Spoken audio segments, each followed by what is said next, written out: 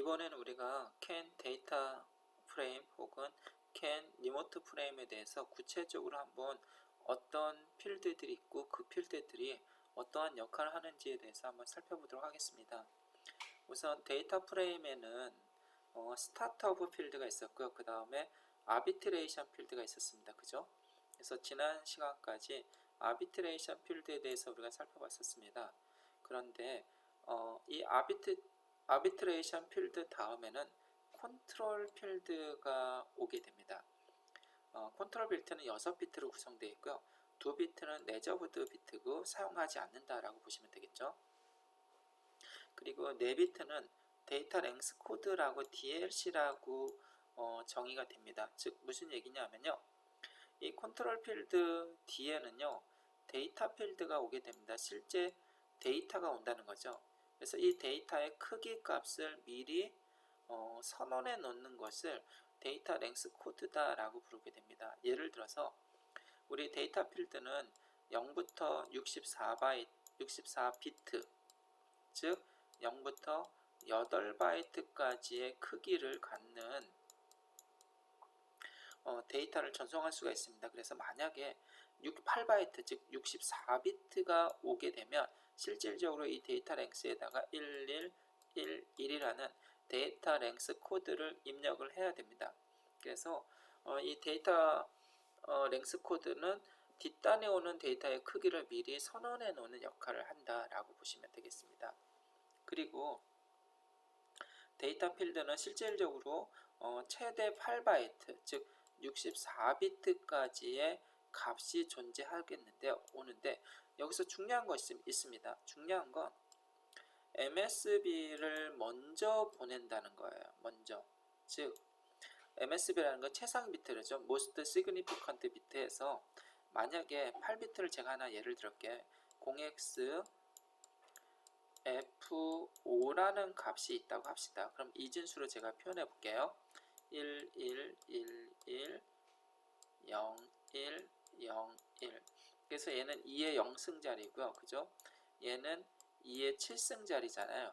여기에서 자릿수가 가장 높은 게 여기입니다. 그죠? 이것을 most significant bit, 즉 최상위 비트라고 하고요. 반면에 2의 0승을 LSB라고 우리가 부르잖아요. 그래서 최하위 비트라고 부릅니다. 그런데 이진수 비트를 어느 것을 먼저 보내는 것이 이 CAN 통신에서는 규정인지 살펴볼 필요성이 있겠습니다. 그래서 LSB냐 아니면 MSB냐 라고 했을 때 실제 데이터는요 MSB부터 먼저 보내야 된다라는 규정을 정의했습니다. 이거는 마치 IRC 통신버스와 동일하죠. IRC에서도 MSB가 먼저 보내줘야 됩니다. 그래서 일반적으로 데이터 통신에서 대부분 다 MSB를 먼저 보냅니다. 그게 나중에 코딩하는데 수월하기 때문에 그런 룰을 따르고 있습니다. 그래서 이 CAN의 데이터 프레임에서도 이 데이터 필드의 값을 먼저 8비트 값 기준에서 MSB를 먼저 보낸다 라고 보시면 되겠고요. 그리고 이제 순환 중복 코드 CRC에 대해서 살펴볼 텐데요. 이 CRC 시퀀스 필드는 기본적으로 15비트와 1비트의 딜리미터 구별자로 구성이 됩니다.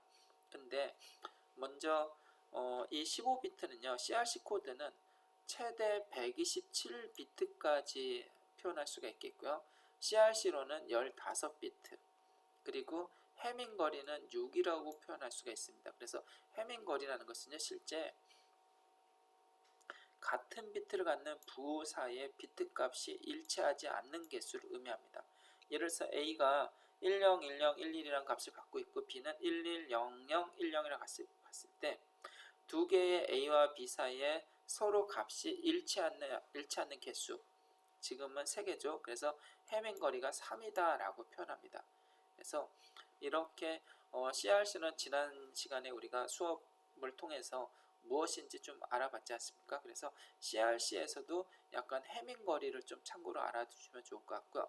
그리고 CRC 다음에는 바로 어떤 데이터 필드가 오는 것이 아니라 어떤 필드가 오는 것이 아니라 뭔가 구별자, 뭔가 이제 좀 구분을 좀 시켜야 될 필요성이 있습니다. 그래서 15개의 CRC 비트 다음에는 한 비트에 CRC 딜리미터가 오게 됩니다. 딜리미터.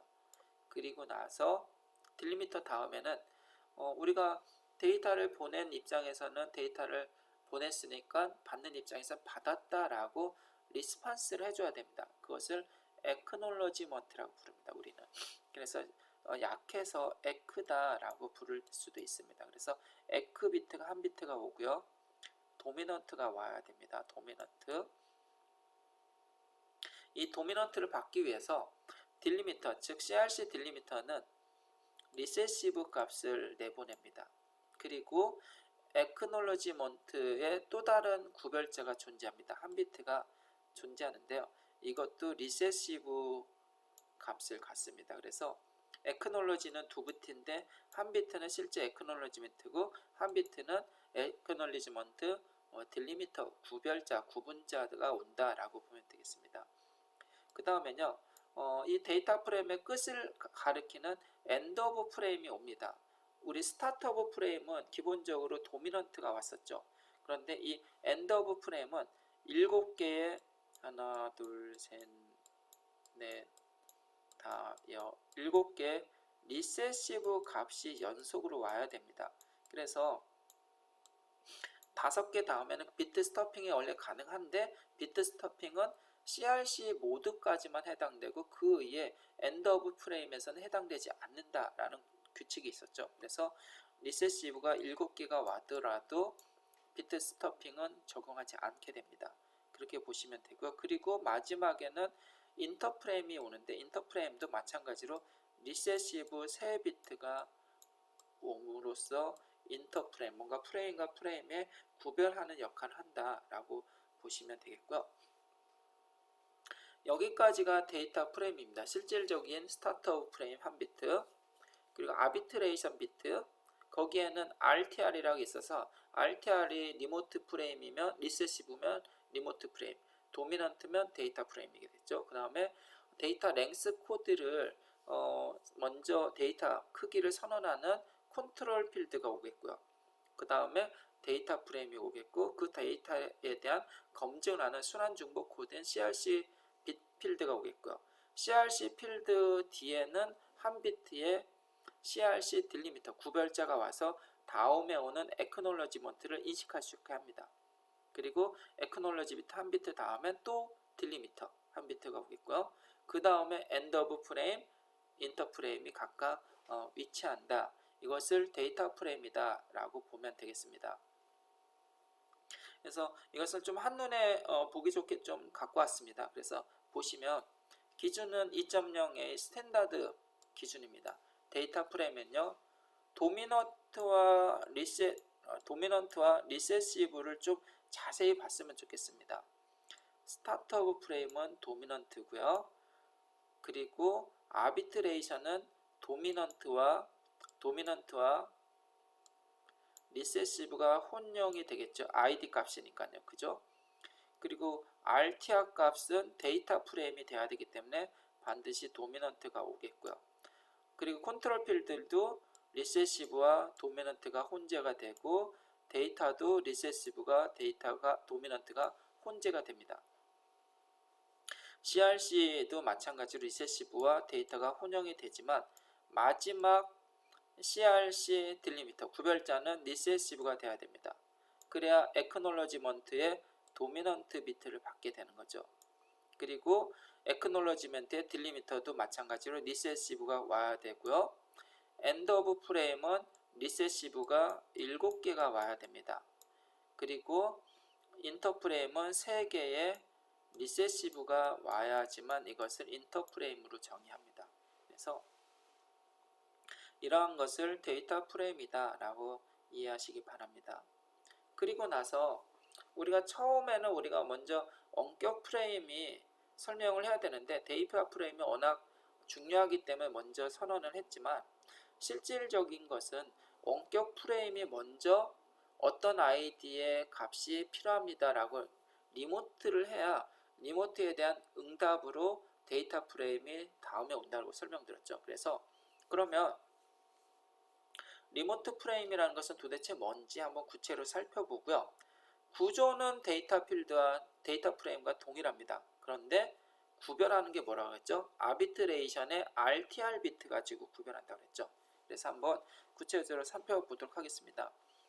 먼저 스테이션에는 모든 노드는 자신이 송신하는 정보에 내가 보내는 정보에 대해서 무지한 상태에서 보냅니다. 그냥 무지한 상태에서 보내줘요. 그리고 노드 자신이 갖고 있지는 않지만 어떤 타스크를 실행하기 위해서 특정한 정보, 즉 데이터를 필요로 할 수 있습니다. 데이터를 필요로 해요, 우리가. 그래서 데이터를 필요로 하는 스테이션이 어떤 데이터를 필요로 해라고 다른 노드에게 데이터를 주세요라고 요청하는 것을 리모트 프레임이라고 부릅니다. 그것을 원격 프레임이라고 부르고 있고요. 마찬가지 리모트 프레임도 데이터 프레임과 동일한 구성을 갖고 있습니다. 스타트 오브 프레임, 아비트레이션 필드, 컨트롤 필드, CRC 필드, 액노레지 필드, 그 다음에 엔드 오브 프레임, 그리고 마지막에 인터 프레임, 리세시브가 3비트 그게 있는데, 가장 큰 차이점은요, 이 아비트레이션 필드에 이 RTR 값이 뭐라고 그랬죠? 리세시브가 돼야 도미넌트가 되면 데이터 프레임, 리세시브가 돼야 리모트 프레임이 된다. 요청할 때는 무조건 이 마지막 비트를 1로 리세시브로 만들어져야 됩니다. 그리고 또 한 가지 차이가 있을 수 있는데요. 8바이트의 데이터 필드가 존재하는데 여기에는 데이터가 없을 수도 있습니다. 왜냐? 리모트 할 때는 데이터가 없을 수도 있잖아요. 그래서 얘는 옵션적으로 데이터가 없을 수도 있다라고 보면 되겠어요. 데이터 프레임이 없으니까, 데이터 필드가 없으니까 당연히 CRC도 큰 의미는 없을 겁니다. 그죠? 그래서 예를 들어서 아비트레이션 필드의 중재를 한번 살펴볼게요. 먼저 로드 A가 있겠고요. 로드 B가 있어요. 그래서 스타트 오브 프레임이 종재에 일어납니다. 그리고 리모트 프레임은 리퀘스트 프레임이라고 부르기도 합니다. 그래서 id가 데이터 프레임하고 동일해요. 동일하고 마지막으로 RTR 값이 리세시브예요. 그러면 데이터를 B가 요청을 하는 겁니다. B가 요청을 하고 A는 그 리모트 요청에 맞춰서 버스를 갖게 되는 겁니다. 먼저 B가 중재하는 요청을 해요. 근데 A에 의해서 중재를 잃어버리고 A가 버스를 그때 갖게 되는 겁니다. 그래야 데이터 프레임이 오겠죠. 리모트 프레임은 중재를 잃어버려야 데이터 프레임이 데이터를 전송해 줄 수가 있는 거죠. 그래서 기억할 건 이 열성 비트 리세시브가 RTR이 돼야 된다. 그래야 리모트 데이터를 요청하는 역할을 할 수가 있다라고 보시면 되겠고요. 그리고 데이터 랭스 코드도 마찬가지로 옵션 처리가 가능합니다. 어차피 리모트 프레임이 있기 때문에요. 예. 그리고 데이터 필드는 옵션 처리가 됩니다. 그리고 CRC 코드는 보낸 거와 받는 거에 CRC를 할 수도 있고 안 할 수도 있기 때문에 그냥 존재합니다. 액노레지 비트도 그냥 존재하고요. 엔드 오브 프레임 7개의 리세시브, 인터 프레임 3개의 리세시브로 구성됩니다. 그래서 실질적인 데이터 필드가 없을 수도 있고요. 옵션입니다. 그리고 CRC는 마찬가지로 한 비트는 CRC 딜리미터 리세시브가 오겠고요. 한 비트의 액노러지먼트는 도미넌트가 오겠고요. 한 비트 액노러지먼트 리세시브, 그리고 7개의 리세시브, 3개의 리세시브 데이터가 리세시브 비트가 순서대로 이렇게 배치가 됩니다. 이것을 리모트 원격 프레임이다 라고 여러분 이해하시면 좋을 것 같고요. 그래서 이걸 좀 정리해 봤습니다. 먼저요, 마이크로 컨트롤러가 존재합니다. 여기에도 마이크로 컨트롤러가 존재합니다. 그런데 예를 들어서 마이크로 컨트롤러가 1번은 아날로그 카 클락이에요. 인스트루멘트에 인스트루먼트 패널 있지 않습니까? 자동차에 거기에는 아날로그 시계가 존재해요. 근데 그 시계는 GPS로 정보를 받는 내비게이션 시계로부터 지속적으로 시간을 확인할 필요성이 있습니다. 아날로그다 보니까 시간이 약간 틀어질 수가 있어요. 오차가 발생할 수가 있다는 거죠. 그래서 또 다른 시계가 있는데 그것은 내비게이션에 달려있는 시계예요. 그것은 GPS와 연동되기 때문에 실시간적으로 계속 보정이 돼서 정확한 시간이죠. 그 시간을 아날로그 시계가 갖고 와서 검증을 해야 된다는 거예요. 업데이트, 지금 내 시간을 업데이트 해야 되는 겁니다. 그래서 어떻게 하느냐, 먼저 이 컨트롤러 1번이 ID4입니다. 그래서 얘는 내가 시간이 필요해 라고 요청을 하고 그것을 리모트 프레임으로 발송합니다. 그러면 ID가 4번이고 RTR이 1이니까 리모트 필드가 됩니다. 그리고 나서 그것이 컨트롤러 2에 가서 받아들여집니다. 받아들이고 컨트롤러 2는 거기에 맞는 데이터를 보낼 겁니다. 보낼 때 버스를 리모트 프레임을 요청한 컨트롤러 2는 버스 1을 잃어버리고요. 그리고 컨트롤러 2가 버스 2를 쟁탈하게 됩니다. 차지하게 돼서 ID와 데이터 프레임입니다 하고 데이터를 같이 보내줘요. 그러면 컨트롤러 1은 그것을 받아들이고 그것을 연산을 하게 되는 것입니다. 그러니까 간략한 도시화를 했습니다. 여기 실질적인 거는 좀 더 복잡하겠죠. 여기에는 마이크로 컨트롤러 있지만 중간에는 어떤 캔 하이, 캔 노로 피지컬 레이어를 바꿀 수 있는 드라이버가 있어야 되겠죠. 여기에도 드라이버가 있어야 되겠고요. 그리고 드라이버와 드라이버 사이에는 종단 저항, 터미널 저항을 설치가 필요하겠죠. 뭐 그러한 것들은 나중에 피지컬 레이어에서 다시 한번 다루도록 하겠습니다. 그리고 이제 이번 시간에는 이제 캔에서 가장 큰 장점을 에러 매니지먼트라고 불렀어요. 그리고 에러 컨파인먼트, 에러를 제한하는 메커니즘이 굉장히 매력적이고 안정적이다라고 계속해서 설명드렸는데요. 그래서 이 컨파인먼트 제한을 어떻게 해야 되느냐 라는 것을 미리 좀 설명해 드릴 필요가 있겠습니다. 그래서 먼저 이 에러 메커니즘이라는 것은 에러를 검출하고요. 각각의 보정 모드가 존재합니다. 그러면 한번 볼게요. 어떤 캠퍼스, 분산형 캠퍼스가 존재합니다. 그리고 각각의 노드별로 캠퍼스를 차지하려고 아이들 상태에서 캠퍼스를 차지하려고 준비 중에 있고요. 그리고 어떤 캔 1번에서 로드 1번에서 2번으로 데이터를 전송 중에 에러가 발생할 수도 있습니다. 아니면 전송 중에 에러를 카운팅하는 게 TEC라고 했고요. 수신 중에 에러가 발생할 수도 있습니다. 그것을 RLC라고 불렀습니다. 그래서 이 캔의 에러 매니지먼팅, 즉 에러 컨파인먼트 제한 메커니즘에는 TEC, RLC, 버스 오프라는 모두 세 가지가 존재하는 겁니다. 그래서 우선은 그 프로토콜 개념을 잠깐 살펴보면요. 컨파인먼트 메커니즘, 에러를 제한하는 메커니즘에는요. 먼저 로드가 전혀 방해를 받지 않는지에 대해서 먼저 살펴봐야 됩니다. 그리고 로드가 조금은 방해받고 있는지, 로드가 에러에 의해서 심각하게 방해를 받고 있는지, 너무너무 심각하게 방해를 받아서 버스를 오프해야 되는지를 실시간적으로 사이클로 계속 감시하게 됩니다. 그래서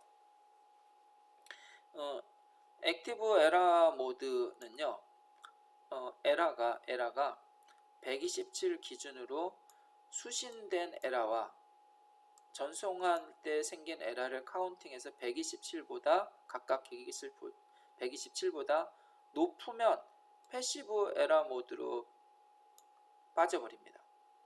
그리고 패시브 에러 모드에서도 전송할 때 데이터가 255가 넘어버려요. 에러가. 그러면 에러에 의해서 노드가 심각하게 방해를 받고 있는 거예요. 그렇기 때문에 그럴 때는 버스를 오프해버립니다. 강제적으로 오프해버려요. 강제적으로 오프를 해야 다른 트러블에 의해서 고장으로 인해서 버스가 끊기는 현상을 미리 차단하려고 버스를 오프하는 겁니다. 버스를 오프하고요. 그리고 나서 액티브 모드에서 리세시브 11개를 보내면 다시 액티브 에러 모드로 설정이 됩니다.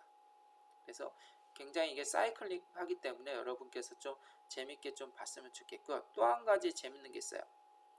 에러가 증가할 때는요, 플러스 4로 증가해요. 에러가 증가할 때. 근데 에러가 검증돼서 보정이 되면 마이너스 4가 아니라 마이너스 1로 감소하게 됩니다. 그래서 증가 감소에도 어떤 카운트적인 차별화를 두었습니다. 그래서 우리는 이제 좀 더 이러한 것을 구체적으로 한번 살펴보겠습니다. 에러는요, 인트리직이 내부, 내재라는 뜻이고요. 이스트리직이 외부 혹은 외제된 그런 뜻이잖아요. 그래서 먼저 에러는 인트리직 측면에서 먼저 살펴봐야 됩니다. 내재된 측면에서 어떤 속성들을 갖고 있는지 살펴볼 텐데요. 먼저 에러가 어떤 종류의 에러가 발생하는지 한번 뭔가 찾아볼 필요성이 있겠습니다. 먼저 물리적인 거죠. 물리적으로 비트의 에러가 발생할 수 있습니다. 그죠? 그리고 비트 채워넣기, 끼워넣기라는 비트 스토핑 에러가 발생할 수도 있습니다. 그리고 각각의 비트는 기생적으로 페러스틱적인 기생적으로 에러의 영향을 받을 수밖에 없어요. 그래서 이러한 기생적으로 발생하는 에러로부터 보호하는 목적으로 우리는 비트 스토핑 에러라는 것을 강제로 만들었죠. 그리고 또 한 가지, 응답이 만약에 없어요. 데이터 프레임이건 리모트 프레임이건 어떤 데이터를 보낸 다음에 리스판스가 있어야 되잖아요. 액크놀로지먼트라고 부릅니다. 액크놀로지가 없을 때는 어떻게 해야 돼요? 액크놀로지 에러를 발생시켜야 됩니다. 그리고 CRC가 오류가 날 수도 있지 않습니까? 보낸 거와 받은 거에 차이가 발생하는 것을 걸고 CRC 에러라죠. 그래서 CRC 에러가 발생할 수가 있는 것입니다. 그래서 CRC 에러라든가 액크놀로지먼트 에러라든가 어떤 인위적으로 우리가 비트를 끼워넣는, 비트 채워넣는 비트 스토핑 에러라든가 아니면 비트가 채생적으로 갖고 있는 페러스틱적인 기생적인 에러가 있을 수 있습니다. 이러한 것을 다 대부분 물리적 레이어에서 발생하는 에러다라고 우리는 선언할 수가 있겠고요. 그 가운데 프레임 레이어 내부의 위치 구조가 잘못되었을 때 에러가 발생할 수 있습니다. 위치 구조죠. 뭐냐하면 CRC 딜리미터가 있어야지만 액크놀로지로부터 도미넌트를 인식할 수가 있어요. 근데 CRC 딜리미터가 에러가 나면 에러가 발생할 수밖에 없죠. 그리고 액크놀로지 딜리미터가 에러가 발생할 수 있습니다. 그렇게 되면 결국 에크에 대한 정확한 판단을 못 낼 수가 있다는 거죠. 그리고 엔드 오브 프레임, 엔드 오브 프레임은 리세시브가 7개가 와야 되는데 거기에서 에러가 발생할 수가 있습니다. 그리고 에러 자체에 딜리미터가 있을 수 있습니다. 그래서 에러 딜리미터 에러가 발생할 수 있겠고요. 그리고 뭔가 시간이 좀 더 필요해요. 어떤 데이터라든가 어떤 판단을 하기 위해서. 그래서 오버로드 프레임이 있을 수 있습니다. 그래서 이 오버로드 딜리미터 자체에서도 에러가 나올 수가 있겠고요. 그래서 이러한 것들을 하나의 인트리직 속성이다. 에러를 내재된 에러에 대한 속성이고 그것을 어떻게 디텍션하고 어떻게 처리하는지가 굉장히 캔 컨트롤러가 강점을 갖고 있습니다. 그래서 우리가 기억할 건 딜리미터가 그냥 존재한 게 아니고요. 결국은 CRC 딜리미터, 액크놀로지먼트 딜리미터, 그리고 엔드 오브 프레임의 딜리미터 이러한 것들을 통해서 에러를 CRC라든가 아니면 액크놀로지에는 에러를 검출할 수 있는 충분한 백그라운드를 마련했다라고 보시면 되겠습니다. 그래서 이번 시간을 잠깐 정리하면 데이터 프레임이 있고요. 리모트 프레임이 먼저 선행이 돼서 요청을 하면 데이터 프레임이 그 값을 보내주고요. 그리고 그러한 버스에서 로드 간의 데이터를 주고받을 때 전송 중에 발생하는 에러를 카운트하는 것을 TC, 그죠? 그리고 수신 중에 에러가 발생한 것을 카운트하는 게 REC가 있습니다. 그래서 액티브 에러 스테이트는 에러 모드는 이러한 TC와 RC의 카운트 수가 127보다 작을 때의 영역이고요. 127보다 커지면 패시브 에라 스테이트, 에라 모드가 가동이 되고요. 그리고 패시브에서 전송 에라가 255보다 커질 경우는 에라가 갑작스럽게 커지니까 버스가 중단되는 끊기는 경우를 방지하기 위해서 미리 선행적으로 버스를 오프시킵니다. 버스를 오프시키고 필요에 의해서는 11개의 리세시브를 액티브 모드에서 발생시켜서 버스를 다시 복원시키는 거죠. 그래서 이러한 것들을 여러분께서 좀 꼭 알아두었으면 좋겠고요. 이번 동영상은 여기까지 하겠습니다. 감사합니다.